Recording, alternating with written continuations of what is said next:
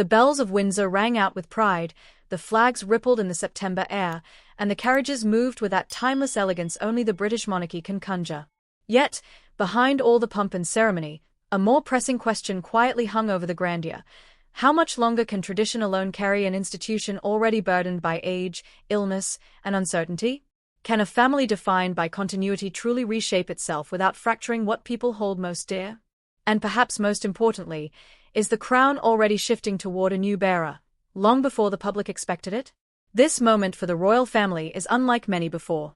In September 2025, Windsor Castle became the world stage once again as King Charles welcomed President Donald Trump and the First Lady for a state visit. The red carpets, military bands, and glittering banquet tables reminded the world of Britain's centuries-old ability to weave ceremony into politics. Yet, even as the King and Queen Camilla smiled alongside their American guests, whispers about Camilla's health could not be silenced. Her earlier absences, explained away as a lingering sinus infection, had already unsettled those who watched the royals closely. She appeared tired, her recovery slow, her energy less steady than the role demanded. To outsiders, this might have looked like nothing more than a temporary setback, but for those who follow palace rhythms, it was the first visible crack in a carefully guarded facade. In stark contrast, Catherine, the Princess of Wales, shone with unshakable poise. She moved gracefully through receptions, shaking hands, making conversation, ensuring that the monarchy's presence was never diminished even when Camilla was missing. This was no accident. Observers noted how deliberately Catherine had stepped forward, how naturally she filled the gaps without fanfare, and how her warmth carried the dignity of the crown without the stiffness of formality. By the end of the state visit, it was clear, this was not just a matter of standing in. It was the beginning of a quiet transfer of visibility. When King Charles gave his second major speech shortly after Trump's departure, the tone was unmistakably different from his first in 2022. Back then, freshly crowned in grief after Queen Elizabeth II's death, he had emphasized continuity, loyalty to tradition, and his promise to serve the people for the rest of his life. Camilla's role as Queen Consort was presented as a certainty, even after years of public debate over her acceptance. But this time, in 2025, Charles's words carried a subtle but significant change. While he praised the state visit's diplomatic success, he spoke openly of the strains of duty, the challenges of health, and the resilience required to uphold the monarchy. He spoke not only of himself but of his family. And in perhaps the most striking moment of the address, he acknowledged Catherine as already fulfilling many of the roles associated with a queen consort. That line did not pass unnoticed. The world heard what Charles had done. He had elevated Catherine publicly, not just as William's partner, not just as Princess of Wales, but as the woman already carrying the responsibilities of queen. It was careful, perhaps even gentle, but it was no less groundbreaking. Without formally pushing Camilla aside, Charles had placed Catherine front and center, signaling a change in the monarchy's balance of power. The timing of this shift raised questions. Charles himself has battled cancer since early 2024, a diagnosis that forced him to share more responsibilities with William and Catherine. His reign, unlike his mother's, will almost certainly be shorter, a reality he has acknowledged with more openness than any monarch before him. Camilla's illness, though described as temporary, has compounded this fragility. When both halves of the monarchy's current front line are weakened, the future demands a stronger presence. Catherine's ascension was meant to be gradual, but now it feels accelerated, as though history itself has pressed the fast-forward button. The state visit with Trump crystallized this transformation. While Trump's bold style dominated headlines, those present at Windsor and St. George's Hall noted Catherine's calm presence. She spoke softly but confidently, managed the room with ease, and reassured guests of Britain's stability. She was the steady hand amid uncertainty, and to many watching, it seemed as though the monarchy had already chosen its next anchor. William, too, was a constant figure by her side, his growing stature reinforced by his work on climate change and mental health. Together, they projected an image not of fragile transition but of strong continuity, a duo already embodying the crown's future. Behind palace walls, however, the situation was far less serene. Reports of Camilla's health issues grew louder, with insiders suggesting her fatigue was more serious than the public statements revealed. Her absence from the Duchess of Kent's funeral had stirred speculation, and her limited role during the state visit only intensified it. The palace insisted she was recovering, but the public could see the truth. Her appearances were fewer, her presence diminished.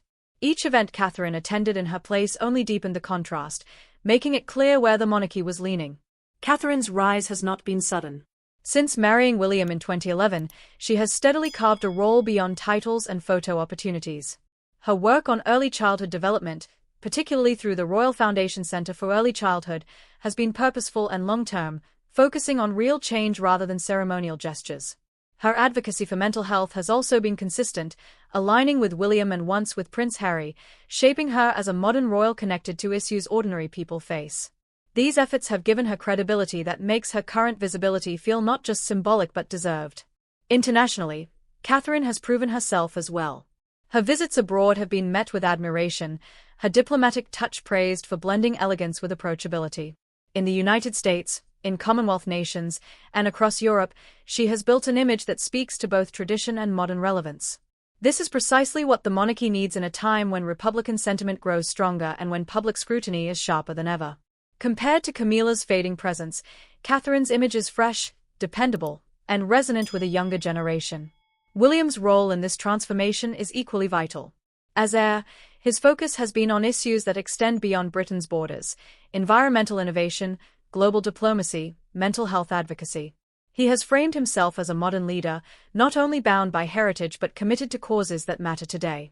His Earthshot Prize has positioned him as a figure invested in future generations, and his candid discussions about grief and personal struggle have humanized him in ways past monarchs rarely allowed themselves to be seen.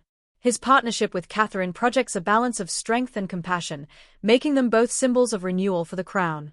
King Charles, at 76, is acutely aware of his limited time. Unlike his mother, who avoided discussions of mortality, Charles has been frank about framing his reign around preparing the next generation.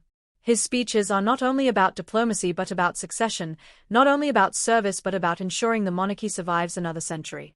By elevating Catherine publicly, he is both acknowledging reality and guiding public perception, making the transition smoother when it inevitably comes.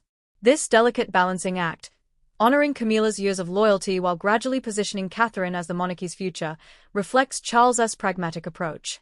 He knows the institution faces growing criticism over its cost and relevance, particularly in an age of financial strain for ordinary citizens. To survive, the monarchy must be both leaner and more service-driven while still holding on to the mystique that sets it apart. Ceremony matters, but so does substance. Catherine and William represent that balance, blending tradition with accessibility.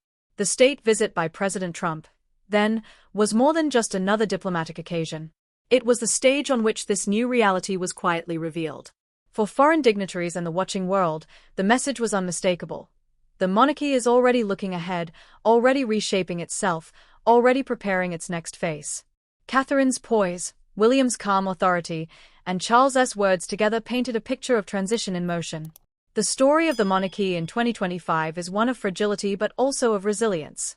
It is the story of a king fighting illness, a queen consort battling exhaustion, and a princess stepping into shoes larger than any worn before. It is a story of tradition clashing with modern expectation, of a nation still uncertain about the crown's place but reassured by the faces of those who will carry it forward.